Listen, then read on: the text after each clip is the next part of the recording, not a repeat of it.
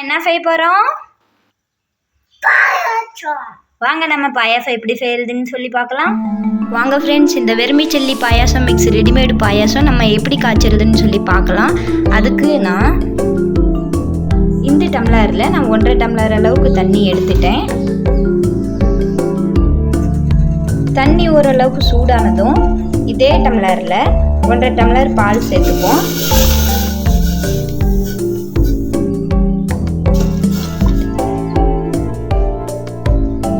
அதுக்கு நான் 3 பேக்கெட் வெறுமிச்சல்லி பாயாசம் mix powder cut பண்ணி இப்படி கொட்டி வச்சுக்கிட்டேன்.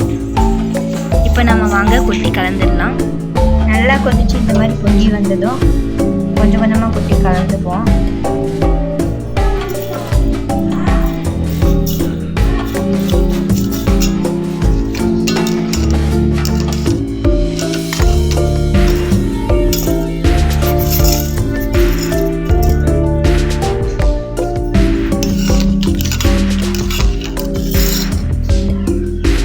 இப்போ பாயாசம் ரெடி ஆயிடுச்சு. இங்கே பாருங்கள், இந்த ஸ்டேஜ் வந்துடுச்சு.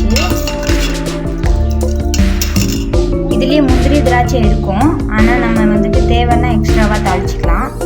முந்திரி திராட்சை நம்ம நெய்யில் தாளிச்சுப்போம். நெய் பிடிக்காதவங்க எண்ணெயில் தாளிச்சிக்கலாம். நான் 2 டேபிள் ஸ்பூன் நெய் சேர்த்துட்டேன். முந்திரி திராட்சையும் ஒன்றா போடக்கூடாது. ஒன்றா போட்டோன்னா ஒன்று வேகும் ஒன்று வேகாமல் போயிடும். ஃபஸ்ட்டு முந்திரியை போட்டு நல்லா செவந்ததுக்கப்புறம் நம்ம காய்ச்சி வச்சுருக்கிற பாயாசத்தில் போட்டுட்டு இப்போ நம்ம திராட்சை போட்டு தாளிச்சுப்போம்.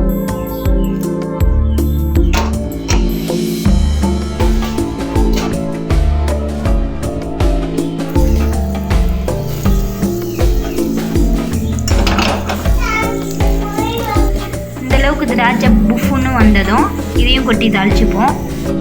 கலர்ஃபுல்லான பாயாசம் ரெடி. நம்ம குச்சி கிட்ட பாயாசத்தை குச்சி எப்படி இருக்குதுன்னு சொல்லி கேட்கலாம். நாங்கள் குடிங்க.